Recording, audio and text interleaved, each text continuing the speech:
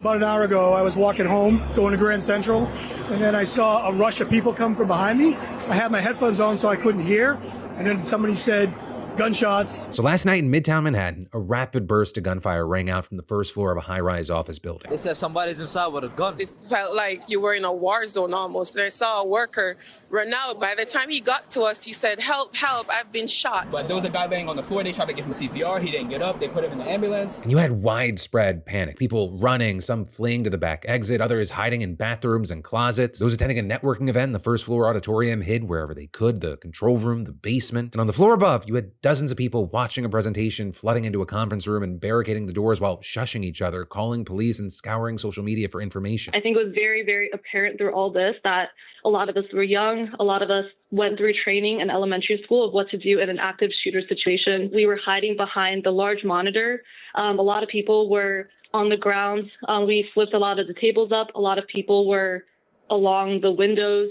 Some people, if they were a bit later getting there, they really unfortunately had to just pull curtains over themselves. I texted people good in my life that I love them. So what happened? Well, as we'd later find out, a man had parked his car outside and walked into the building carrying a high-powered M4 assault rifle. You then had police saying that he entered the lobby, turned right, and immediately opened fire. First, shooting a police officer, then a woman who ran for cover behind a pillar, then another man who escaped with injuries. And then, according to police, after spraying the lobby with more gunfire, the gunman entered the elevator bank, shooting a security guard who had ducked under the desk, with him then reportedly calling the elevator, and when it arrived and the doors opened, a presumably startled woman was inside. But inexplicably, police say that the gunman let her exit and passed by him unharmed. Then he went up to the 33rd floor where the offices of Rudin Management are located, walked through it, reportedly shooting another person. And then finally, he walked down a hallway where he apparently took his own life. And so in total, not including the shooter himself, he had 4 people reportedly killed and 1 critically injured but stable as of this morning. With the dead, including Didarul Islam, an NYPD officer who was a husband, a father of 2, and had a 3rd child on the way. He put himself in harm's way. He made the ultimate sacrifice.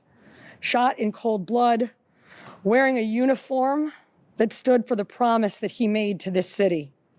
He died as he lived, a hero. You also, with this, had Donald Trump commenting on the news, calling it a tragedy, giving his condolences to the victims' families, and adding, "I trust our law enforcement agencies to get to the bottom of why this crazy lunatic committed such a senseless act of violence." And as for that question of motive, we've learned a lot that does seem to point in one direction, though there's still a lot that's unclear. Right, and so first off, the gunman appears to be 27-year-old Shane Tamura, a man from Las Vegas, where, according to sources who spoke to ABC, he had 2 mental health crisis holds, one in 2022 and another in 2024, meaning that he may have been detained in the past after someone deemed him a danger to himself or others. Also, he reportedly had a concealed carry license from 2022. And then, as far as how he got from Vegas to New York City, it appears that he just drove himself, with police saying that his BMW traveled through Nevada and Colorado on Saturday, Nebraska and Iowa on Sunday, and then New Jersey and finally New York on Monday, arriving there about 2 hours before the shooting. Which then, of course, brings us to the question of, well, why did he travel so far to shoot up this specific building? Well, with that, if you look at the businesses there, the answer seems to emerge. Where you got the accounting firm, KPMG, the real estate investment firm, Blackstone, and perhaps most notably, the NFL, which is significant because 1, Tamura played football during high school in LA in 2015, according to former classmates, and 2, authorities reportedly found a 3-page note in his wallet that references chronic traumatic encephalopathy, which is the brain condition caused by repeated head trauma, typically associated with people like veterans and football players. And reportedly, in his note, Tamura wrote, "CTE study my brain, please, I'm sorry," as well as there reportedly being a line claiming that the NFL concealed the dangers to our brains to maximize profits, and adding, "They failed us," and then warning against going against the NFL, claiming that it will squash you. Now, to be clear, with that, police right now say they have found no evidence so far that he suffered a traumatic brain injury or had CTE, nor did it appear that he had any connection to the NFL. But regardless, you had New York Mayor Eric Adams saying that he believes the man was targeting the NFL and he went to the 33rd floor because he took the wrong elevator. With Adams then taking the opportunity to highlight gun violence, as did Governor Kathy Hochul, who said the killer used an AR-15 style assault rifle, the same weapon of war used in mass shootings across America. New York has some of the strongest gun laws in the nation. We banned assault weapons. We strengthened our red flag law. We closed dangerous loopholes, but